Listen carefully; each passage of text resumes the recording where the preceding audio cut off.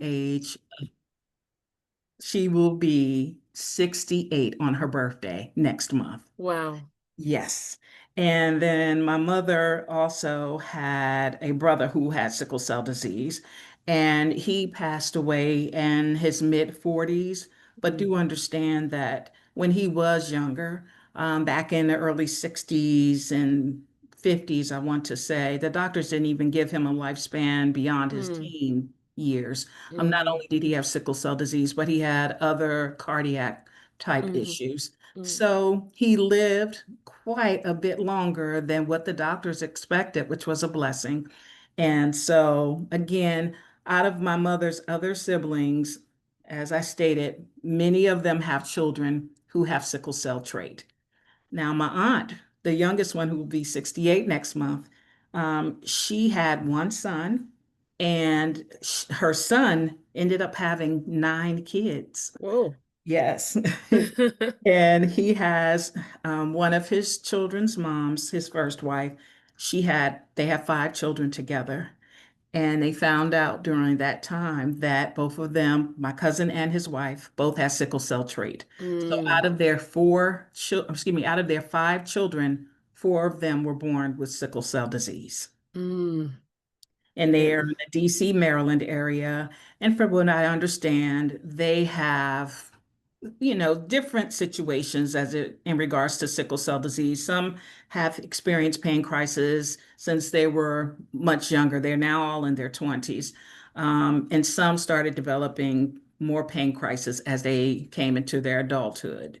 And so they're all thriving though. But that's just to give you an idea of how it goes in my family. Now, I don't know my biological father's side of the hmm family as well. I'm actually getting to know them, but my bio father has passed away many, many mm, years ago. So I don't know that he ever had sickle cell trait. And that was just one of those things back in the earlier years where not everybody was tested. yeah. Yeah. And so what I found is fast forwarding to my teen years. Now, that was the only situation where I had severe pain in my leg and had to go to the ER. Um, but I remember when I joined the Navy and I had to have blood work done. And this was in the year of 1984. Yes, it was that long ago. And in the Navy, they did all types of lab work, but it looks like they were just doing it on the females mostly. Mm. So that is when I found out that I had sickle cell trait. Oh, wow. Not until Yes, then. Okay. not until then. And, my mother was always good about ensuring that I had regular doctor's appointments as I was Mm-hmm, mm, growing up. But it was the Navy that told me I had sickle cell trait. So I knew that since 1984. And it was a shocker to me because I had never known. And, as the years went on, I started piecing things together in my head and I realized, wow, perhaps that was a pain crisis I had when I was 5 or 6 years of age. Well, okay, so I have to stop you here. I got Yes, two ma'am. questions. Of So course. the first one is, do you recall if you had done any exertion back when you were 5? Like what predated the not okay. All Yeah. right. I So, honestly don't remember. I'll be 60 next year, and okay. I just cannot remember that far back, to be honest with you. 60 where? Yeah, Okay, yeah. stop Hey. the presses. Wow. Okay. Okay. All right. Thank you. With Thank you for that, that. yes, yes, Yeah. yes.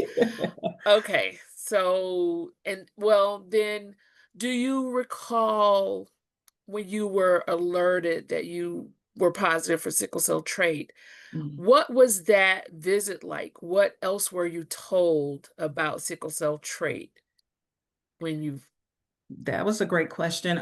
You know, back in the 80s, I think, there wasn't as much awareness about sickle cell disease. As a matter of fact, I dare to say, and I could be wrong, and someone can please correct me if I am, I don't even know that they tested Caucasian service members. It may Mm, have just been an African American mhm, female. I don't even know if they tested Latinos or mhm, any other ethnicities or races.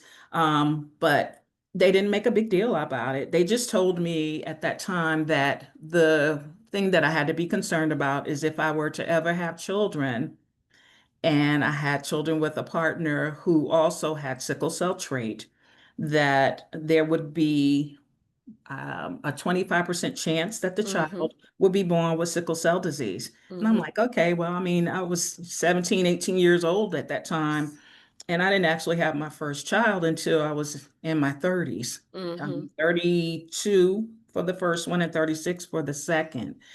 And so, I never really had any major health problems having sickle cell trait. However, when I did get married to my children's father, he was in the military as well, but he was active duty. I was a Navy reservist, and so we had to go where he was stationed, which was in Cheyenne, Wyoming. One thing that I noticed is that I was sky Mm-hmm. high as far as altitude is concerned. I had constant nosebleeds. Mm-hmm. That is one thing that I had never experienced living here in the East Coast, but living out there in the Midwest and being up at such high altitude, it was never uncommon for me to wake up and have blood on my pillow because of nosebleeds. And Mm-hmm. so the military doctors there kind of speculated that perhaps it was due to me having sickle cell trait, Mm-hmm. that this is the reason why I was experiencing frequent nosebleeds. And so there wasn't really much that could be done other than to ensure that my nostrils were moisturized and Mm-hmm. that I had a humidifier on, but still, it still happened Yeah. periodically. Yeah, it never did go away. And when I moved down here to North Carolina, that was never an issue for me anymore, like it was in Wyoming. So, So your experience in diagnosis is not very different from what I'm constantly told. And even the whole testing conversation, which is a vast one, it's many layers, many complexities, and I describe it as the thousand leg table mm, when it comes to sickle cell trait because you have this glaring statistic that I repeat in every setting that I get a microphone to, and that is I am Dr. Tamia. I am a researcher. I am not a clinician, but I have heard many clinicians say this statistic or corroborate that 97% of all sickle cell disease births in the United States are born to parents that didn't know their sickle cell trait status. 97% is that's statistically extremely high. Wow. that's extremely high. That's statistically everybody. I mean, At least everybody. at least one parent didn't know that they had the trait. And I have so many couples, married couples, just together couples, or couples that just were up and pregnant.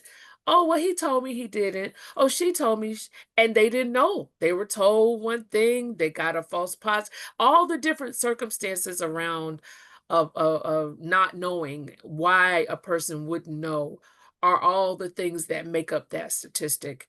Yeah. Um, and it's age old, and we are trying so hard to do something about it through our Give Blood, Get Tested program. And so many other Absolutely. community-based organizations are also offering testing. Is not, I mean, I have advocated and continue to advocate for folks to just, when you're doing routine blood work at the doctor, just Ask. ask them, Yes, ask. just ask Absolutely. them. You know, I oh, I'm sorry. Go ahead. Oh, I no, didn't no, mean no, to you interrupt. go right ahead. You go right ahead. And I just wanted to speak to what you just said because here's what happened in our situation. You said exactly what happened between me and my children's dad. So I'm pregnant. We're thrilled. And our baby is born. Now, while I was pregnant with Sydney, my oldest, Sydney, Mhm, we saw that there were a few genetic things going on, like her dad had extra digits on his fingers when mhm, he was first born. mhm, So as she was in utero, we found out she had extra digits. We also found that she had abdominal situs inversus, which mm, means that all of her organs were switched on the mm, inside, with the exception of her heart. It was still, as I say, in the right place, which means Right, it right. was on her left side. Mhm. And there was a point there where they said, we need to do a thorough test to see if her heart is on the right side, because if it is, there's a chance that you may have to consider aborting because she wouldn't live a healthy life. Mhm. And so there was nothing for me, my God, Mhm. that we did what we had to do to get tested. And we found out that other than her abdominal organs, her heart was where it was supposed to be. And, I could continue on with my pregnancy without having to worry about anything. So imagine my surprise. We get Sydney home, and within Oh, wow. So you didn't find that out in utero. not at all, Whoa. I get home. The baby is maybe, I'm gonna say 2 days old at that point. I even went to the ER her first night being home because me being a new mom and breastfeeding, I took in too much broccoli and it made my baby very colicky. And so we had to Yeah. go to the ER because there was nothing we could do to calm her. Didn't know anything then. So again, maybe 2 days later, I get a call and they're saying, we need for your daughter. This is the Durham Public Health Department. We need for you, your daughter, and your husband to come down so we can test you for sickle cell disease. And I'm like, Wow. well, how's that? She said, well, when our prenatal screen or in our uh, I don't know if it's called prenatal. Newborn screening? Thank you. Newborn Yeah. screening. Hmm. We saw something that may indicate that Sydney has sickle cell disease. And I'm like, well, no, that can't be because her dad was in the Air Force for 10 years, active duty every year, getting a physical. And he and I had this discussion. 10 years, okay? And at this point, we had been married, um, let me see, 7 years before we had our first child. So 17 years, from 10 years in the military, then 7 more years we were married. And he had physicals in the civilian world. He's a police, he was a police officer. So he always had to get physicals. No one Right. did anything. So I'm thinking, okay, this is just some kind of, not a prank per se, but I'm like, Right, right. really, this is one of those false positives. Yeah. So there we went down to the health department, and sure enough, I found out my daughter had sickle cell disease. And it just blew my mind. How is it that I served in the military? And at that time, I was still in the Navy Reserves. And all those years, I mean, I'm always seeing my test results, always sickle cell trait. But yet he served so long in the military and even in the civilian side, no one ever told this man that he had sickle cell trait. Mm. So it was just mind blowing to us to have known. And we were educated parents. Hmm. We Hmm. knew what we were getting into by trying to have a child. Again, I'm thinking the only thing my child will have to deal with is sickle cell trait, Hmm. Hmm. because her dad doesn't have the disease, because if he did, they would have told us in the military by now, Yeah, yeah, yeah. so it was absolutely shocking to us. And he, as far as I know, he's never had any health issues Symptoms. Yeah. as far as sickle cell related. I mean, active in playing football, both as a youngster in high school, even in the military, very active in sports and things of that nature. And so, again, we were surprised, and all I knew about sickle cell disease was what I had experienced with my mother's siblings. Mm. So I didn't know what to expect for my daughter because my oldest aunt, the Aunt Stacy, the one I'm telling you about, who'll be Hmm. 68, she was always in chronic pain. And I Mm. thought that was going to be the life for my child. So it really scared me, but not enough for us to say we don't want to have a second child because we had agreed to have two babies. We Mm. prayed about it and we were, like just saying, we prayed that, our second child won't have to deal with sickle cell disease.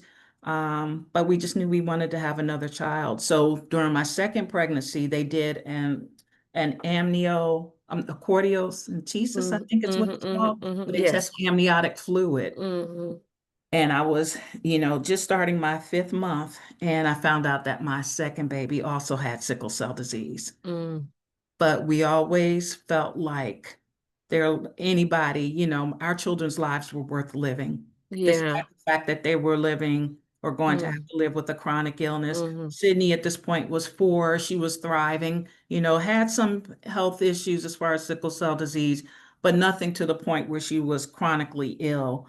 And so we had our second baby, Sheridan, and I'm proud to say it hasn't always been an easy road for us, but they are both thriving, both college graduates, both wonderful young women who are definitely advocates for themselves and still Good. learning their way as they go along. Yeah. So they are my sheroes. And I just want to add to when I was diagnosed with breast cancer 12 years ago, one of the things that I always thought about in my plight to do what I had to do to take care of myself during breast cancer was I thought about my kids when they always, would have their pain crisis and the hospitalizations, the emergency room visits, and they are what helped me to keep my head on straight as I went Hmm. through my cancer treatments. I felt like if they could survive the things that they have dealt with, and I wasn't in pain, mind you, with breast cancer. Hmm. I happened to do a self-check and found the lump myself. And Hmm. so, I was like, there's no room for me to feel sorry for myself. I'm going to get through this. I'm going to fight the fight. I'm going to do what I have to do. And that's basically what I did during my treatment. They were the ones who kept me encouraged, not by them saying things verbally. Of course, they did do that as well, but they just didn't know how much of an inspiration they were to me as I fought that fight with breast cancer. That is such an awesome, just the perspective. Yes. The perspective. I'd like to know, do you know your genotype? Um, you mean and explain that again. Is that the SS? Is that what Yes, you're yes, referring to? Yes. yes. Uh-huh. We are, yeah. So Um, you're AS and the girls are SS? and then that's a good question.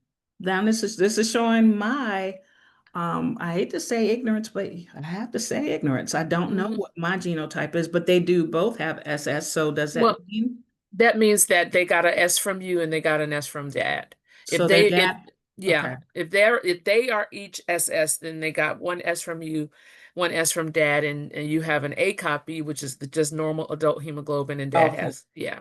So Gotcha. mom and dad Thank are you. both, yeah. And the reason why I ask that, again, I'm not a clinician, but sometimes when symptomology is I won't say minor, but less, sometimes that can be attributed to a different genotype type like C or but folks don't realize there's over 200 that we're aware of genotypes. Wow. And when I'm lecturing, I'm always saying, Wow. this is not a skin color condition, At all. this is a blood condition. Mm. So Mhm. all of us have blood, all of our blonde-haired, blue-eyed, brothers and sisters. And with sickle cell affecting people of Indian, Asian, Latin, Italian, Greek, Turkish Mm. descent, Mhm. Irish descent, it could be in anybody. So you got to go get tested. That's just it. Everybody needs to go and get tested because skin color is not just the indicator. Nope, Um, it sure isn't. It's not the only, like you said, it's definitely not the only indicator. And this summer, I kind of learned that. I mean, I knew already that, sickle cell disease doesn't just know color. But mhm. I had the pleasure of meeting a family, a mom who she has 9 children, is what she told me, 2 of whom have sickle cell disease. Her daughter had blonde hair and blue eyes. Just, when you look at her, you definitely think Caucasian. Yep. Her mom had darker skin, maybe like as if she was from a Greek ethnicity or something. Mhm. Mhm. But clearly, mom had sickle cell trait and her husband had sickle cell trait. Nobody would ever guess it. And here she has 2 children who are living with Mm. sickle cell disease. And she told me their biggest issue has been when they go to the ER and her daughter's having a pain crisis. They're like, no, she can't have it. I mean, Right. I'm talking about medical staff, Yes. professionals who are clueless to it Yeah. and really have held up this young lady's treatment at times because they just did not believe that a Caucasian person could really be living with sickle cell disease. So Yeah. now with the Navy, or excuse me, with the military all together, I'm understanding now that everyone is tested for sickle cell disease. Mm-hmm. Well, excuse me, or sickle cell, period. Sickle cell Mm-hmm. Mm-hmm. trait, sickle cell disease. Mm-hmm. And I think that's wonderful. That's, it took 40 years, Yeah. but Yeah. Yeah. it's what's happening. And that's a blessing. Yeah. Everybody gets tested. We go back to that thousand leg table that I described this whole, area as we need the military to keep doing what they're doing, but now we also need to accept the fact that, and by accepting it, I'm meaning accept it, and now we got to do something about it. A typical medical school curriculum in the US and even some other places abroad cover sickle cell trait the equivalent of 5 minutes. Oh, And then sickle cell disease is kind of collapsed into a genetics lecture over a 2-week period. This is the most common genetic disorder that's wow. only covered 5 minutes in a typical medical school curriculum. So when you have doctors that could look at a non-black patient and not believe that it's sickle cell disease, that's why Yeah, I they get a better understanding now. yeah, Yeah. they don't know what they don't know. They were Yeah. not taught it. They left medical school underprepared to deal with sickle cell disease or trait, and that's why you have the young people that have to become their own advocates because their own medical care providers don't know what they need to know. Absolutely. It's, Absolutely. again, that thousand, I need to copyright that because it's like, you need the celebrity, you need it's starting to show up in TV and movie and Yeah. film Yeah. now. And we need all of that. We need Yes. it in from sitcoms to big budget, you know, Yes. we need celebrity endorsement or just platform. We need the military. We need every branch. We need Congress. We need, it in the churches, in the barbershops, in the beauty salons. People need, Everywhere. and October Yeah. is the example. Mm-hmm. Mm-hmm. The sickle cell color is maroon. Yes. Which Um, was September, sickle cell right, awareness month. right, Mm-hmm. right. Mm-hmm. But that pretty pink footballs, gloves, fire trucks, irons, Yes. it that in research and public health we call that universal education. Everybody's Mm-hmm. not going to be affected by breast cancer, but everyone's being educated about it. And Absolutely. and that's exactly what's needed for this sickle cell. Number one, to so that people can be aware, people can Absolutely. have knowledge, people are not gut punched, as they've been I found out, planning yeah. for this baby, and now Yes. you're telling me, it's That's so accurate to describe it as such. Definitely, it was a gut punch for me. And I think also we need to dispel the myth that it only affects people who look like you and I. hmm And I'm a breast cancer survivor, so yes, yay for advocacy for breast cancer awareness. And we know that it can affect men as well yeah, for yeah. breast cancer. Hmm. But that's the same story for sickle cell disease. But I will say I was pleased when I watched a little snippet of Spider-Man. Mm, And they had a character whose brother they were Latino, but his brother had sickle cell disease. And they touched base on it for the first few minutes of the show. I didn't watch the rest of it, but I don't know hmm how much more that came into play. And hmm then there was also a movie on Netflix. I've Supercell. no, no, not he had sickle cell disease? No, Supercell. You're not talking about Supercell. No, no, it was another one with Noah Weil who played in ER back many years Oh, ago. okay. But Yeah, this yeah. one, it's called The Pit. The Yes, Pit. the pit. The pit. And it takes place in an emergency room over a Yes. 24-hour period. And each episode shows something different. But I was just so elated when I saw the episode about a person who was living with sickle cell disease. And even their lingo that they used Yeah. was Yeah. authentic. They used correct words and things like Yeah. that. And so I'm like, Yeah. I'll take that little bit because that's a huge step from what I saw 15, 20 years ago, and even before then, you could forget about it. I didn't hear anything about Yeah, sickle cell yeah. disease or sickle cell trait. Mhm. And so I'm like, okay, we getting some advancements, but that's the reason why I'm here with you and your guest tonight is because I appreciate all that you're doing to get the word out about being aware about sickle cell trait and sickle cell disease.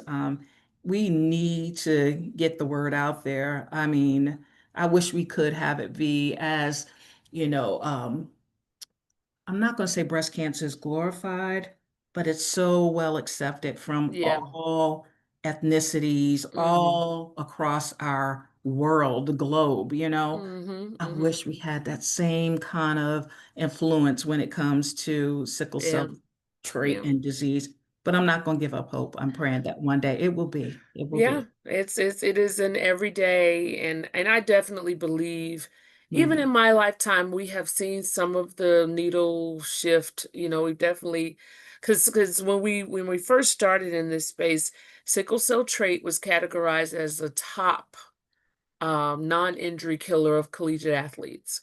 Mm. When you associate exertion. Wow. Um, and while surveillance, we don't even have accurate numbers of who has sickle cell disease, the actual count.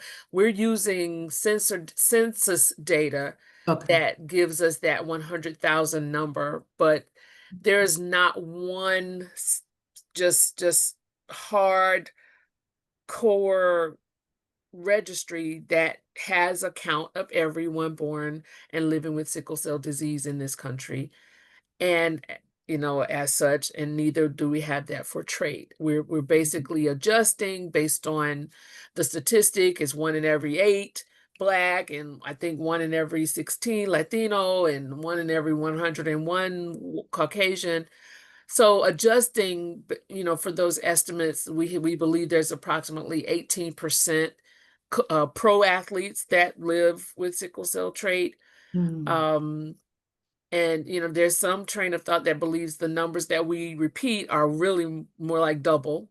Mm. So with having no real numbers, having no real Hard surveil to, yeah, right. it's We, hard to we know. it's hard to know, but we do know that it's the most common. So there's more, comparable to cystic fibrosis, but not comparable when it comes to the resources to address it. Absolutely. Or how you're treated too when you go Oh, into absolutely. services.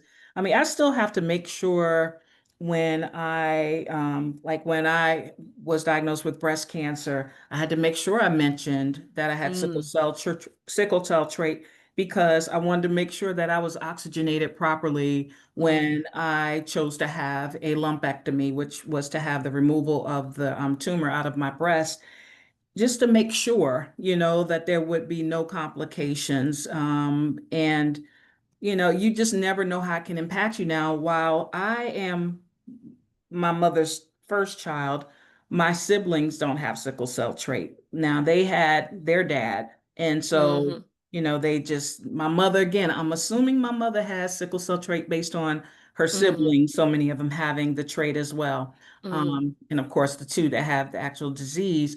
But I have some first cousins who actually, one in particular that I can think of, she has physical health ailments at times based mm. on her living with sickle cell trait. She'll tell me about her aches and pains. Wow.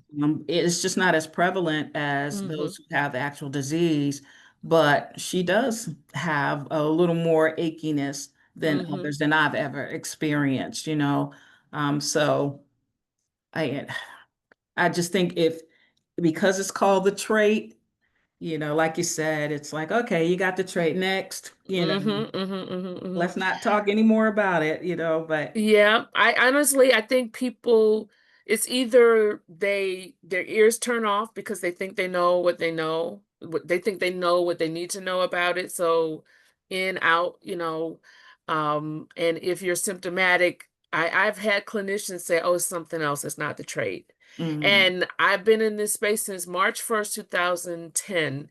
okay, you can't keep telling me it's something else and not tell me what it is. Right, You know, right. so and I'm speaking on behalf of those people living with sickle cell trait that are made to feel like they're crazy. They're Hmm. made to they're made to feel like they're attention seeking. They're made to feel, they deal with, some of them deal with um guilt, because even though they do have some issues, their issues don't compare to their siblings. Hmm. So, should I even say anything, because brother, Hmm. sister is really, going through it. So it's just all of those elements that I just, but you're a person, and Yeah. all persons matter, Yeah, of course, of course. and we need health care to treat. And I mean, I've even advised, don't worry about the label, just treat the symptom. Yeah. Don't worry about the label. Hmm. Just That's deal with good the to say. patient. Yes. Hmm. And yeah, and especially those people that have the same pain on the same place on their body. I'm told that sickle cell disease pain is enduring. The damage that sickle cell disease does to the cellular level, to the vascular level, that doesn't get undone. I get a headache, my headache goes away, Right. but that cellular damage is enduring. And then the Hmm. next time you have more cellular damage, it's That's just on. more, yeah. Yeah. Yeah. So that's when you start getting into tissue and bone damage, and you have replacements necessary and all of that. So is it possible that that similarly can be what's occurring in a person that has the same pain on the same place on their body? Are you familiar with Ferran Dozier? I am not. So Ferran is retired military, and he's going to kill me. I believe he's Army, but he is also You know, we take that personally. I know. Don't I get the branches mixed up. That's like saying an AK is a Delta, or And vice that you're versa. You know what I absolutely mean? right. I do think it's Army. I do think it's Army, It's but okay. Uh-huh. he survived. He was doing I guess the PT workout, and he talks about, sprinting at the end. Uh-huh. And he says he remembers his vision just started to collapse, like the walls started just darkening on him.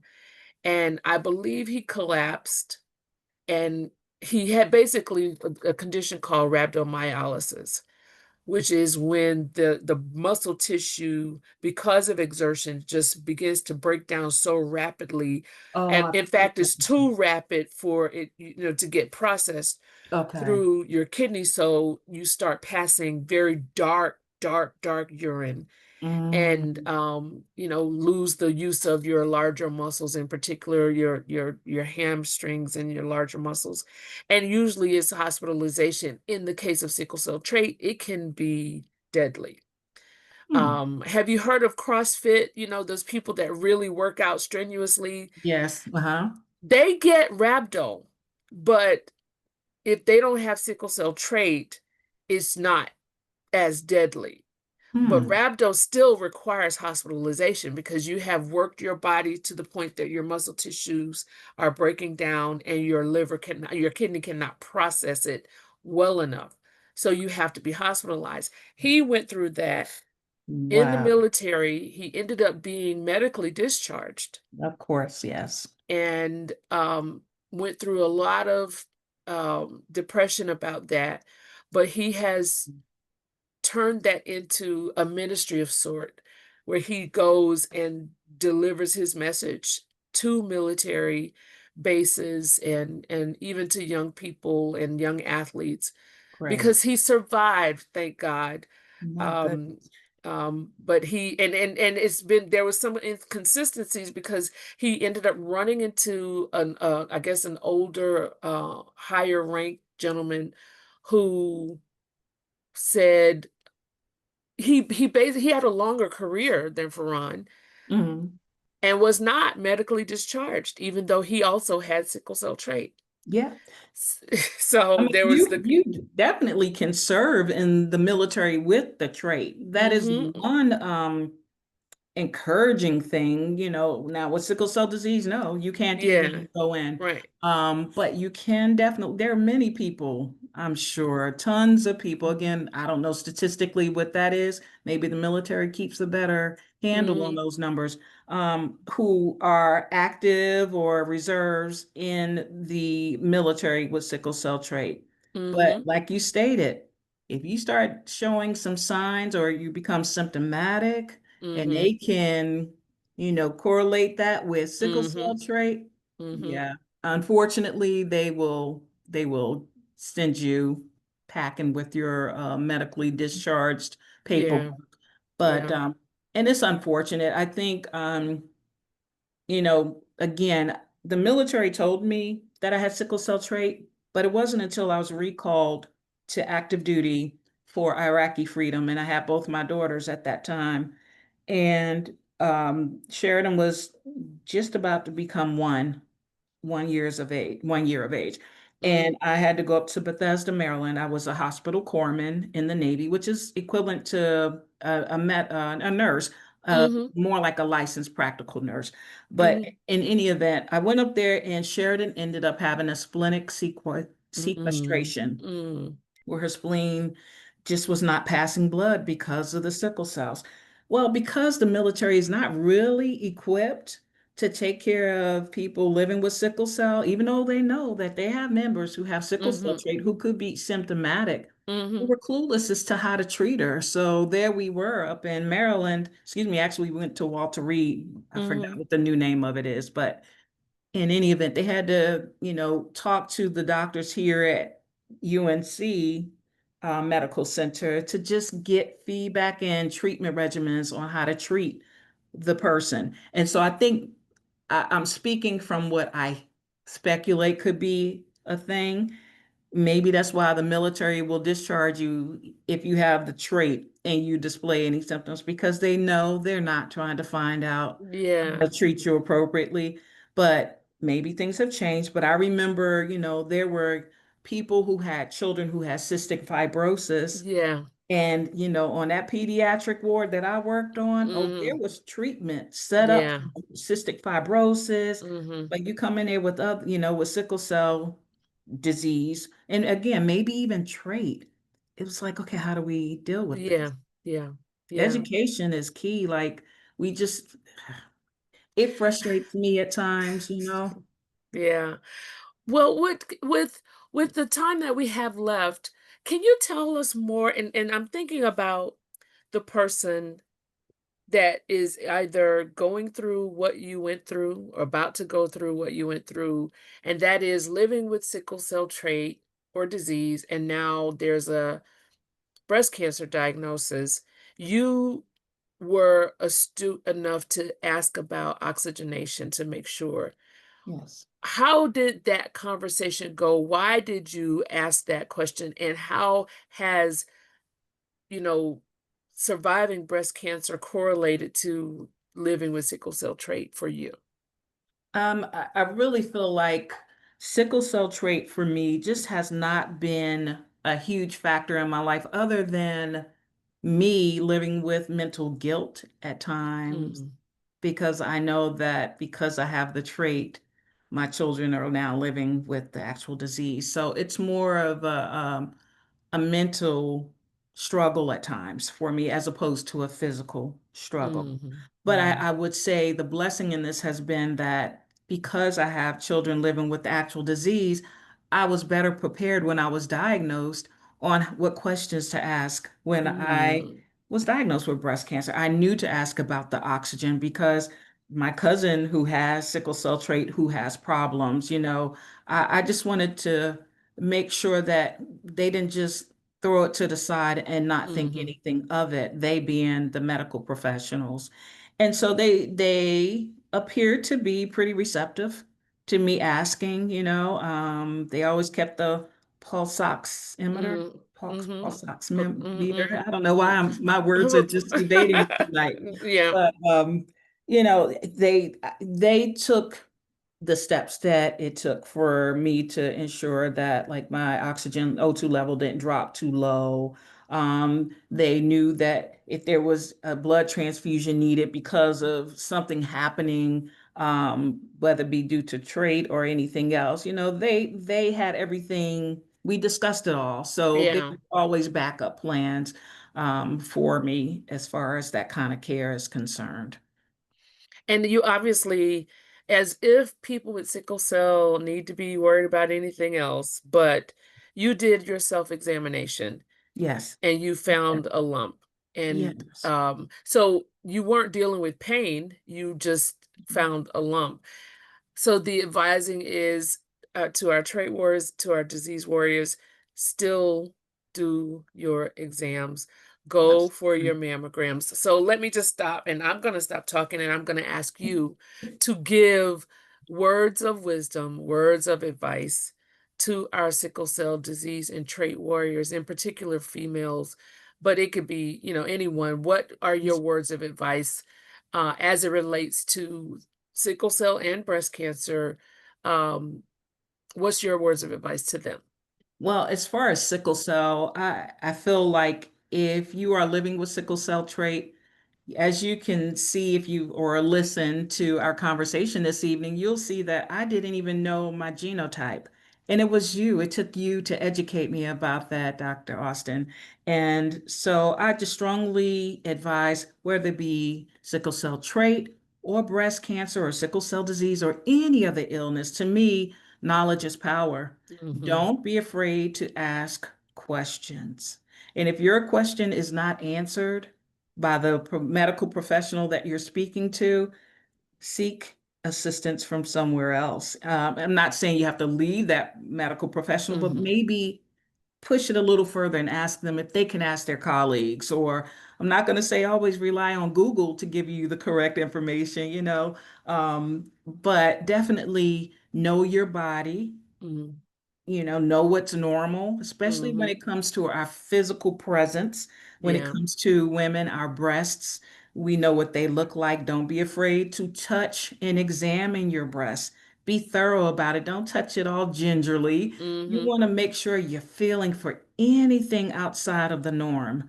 And when you, or if you feel anything that's a little bit concerning to you, I don't care if it feels like a little something the size of a pea, a green pea, you still talk to your doctor about it. And it's okay. Don't think it's cancer off the bat, Hmm. because Hmm. Hmm. many of us have cystic breasts. And Hmm. us as African American women, we tend to have denser Yeah. breasts. Mm. So we definitely don't want to just, you know, um, push it aside and think, oh, okay, it'll go away. I'd rather go to the doctor and say, have her say, okay, well, I'm gonna do an ultrasound just to be on the safe side.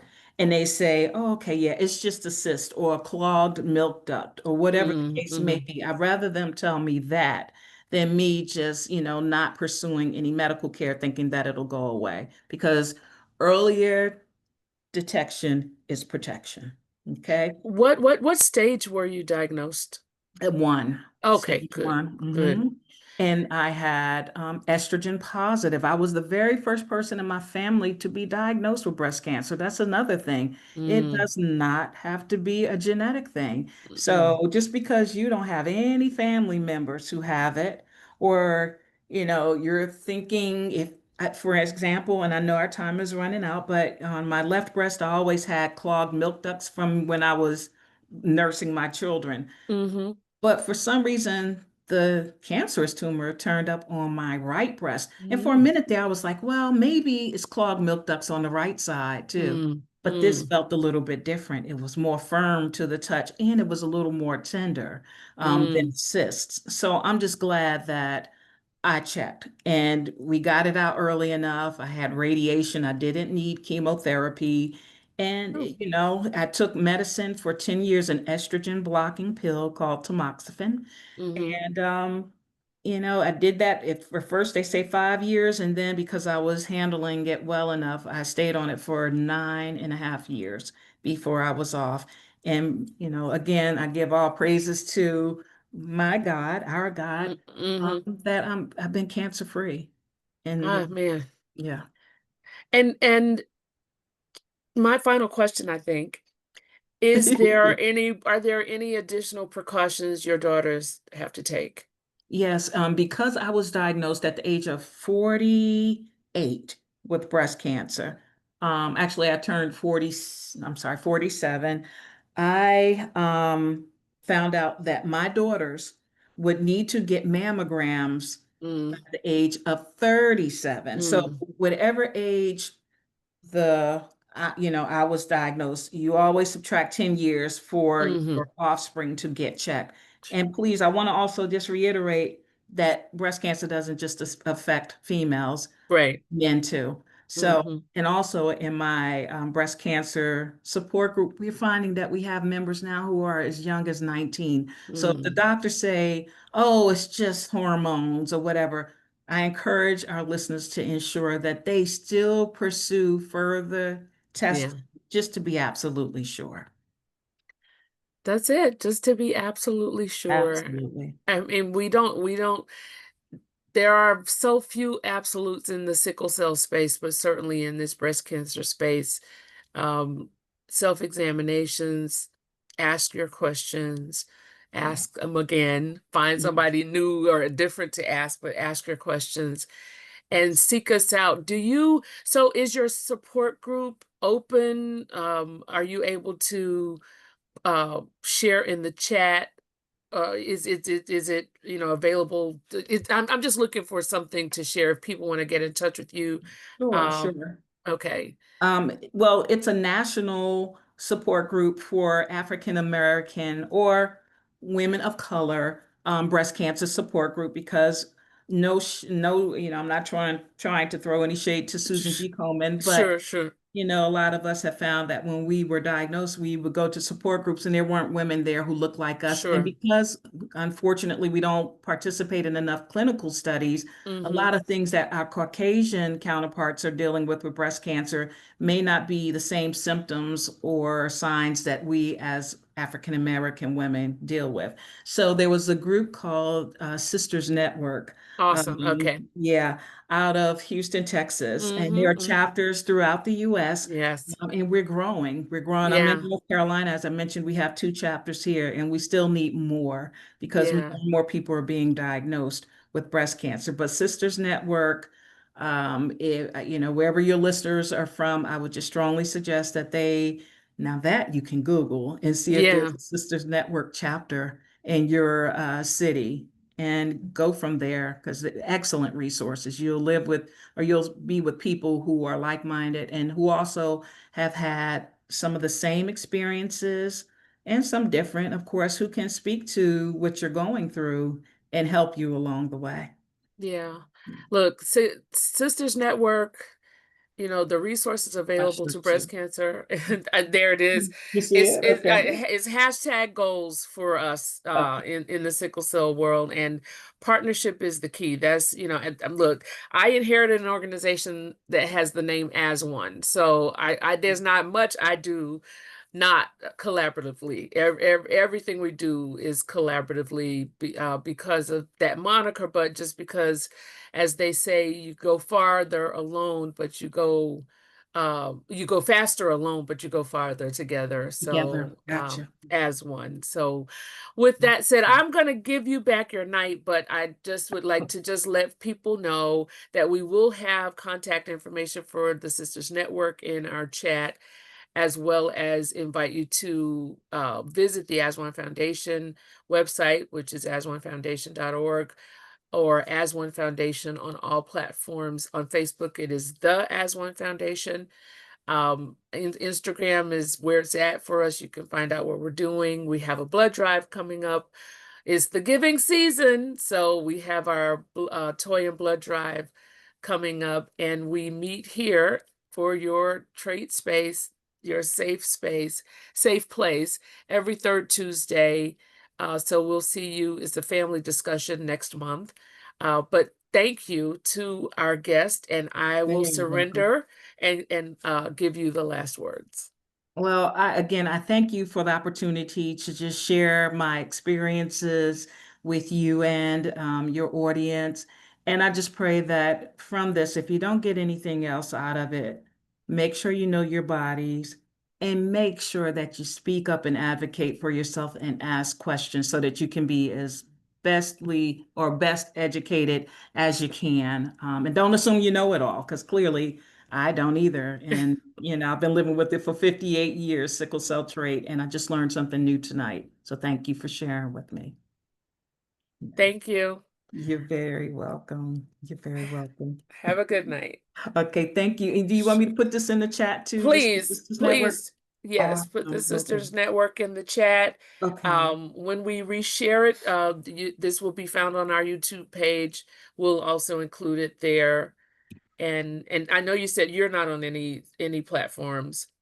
No, I'm not, but perhaps that's something I will be looking into more in the future when I can really devote more of my Yeah, time to it and yeah. not work so much. But thank Yeah, you again I for I having think me.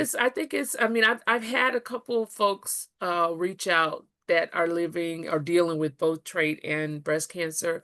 So it Hmm. might, it might be, cause for a bigger conversation, somewhere somehow. But we are definitely open to partnership, I would and love it. and would love to have you back anytime. Oh, I would love to whenever you need me. Thank you again for just giving me this opportunity to share with you. I And appreciate it. I can't wait to meet your girls. Oh, I would love that too. Definitely, let's keep in touch for sure. Absolutely, Okay. absolutely. Okay, All good right. night. I appreciate you and take care. Thank you, you Okay, too. bye-bye. Bye-bye.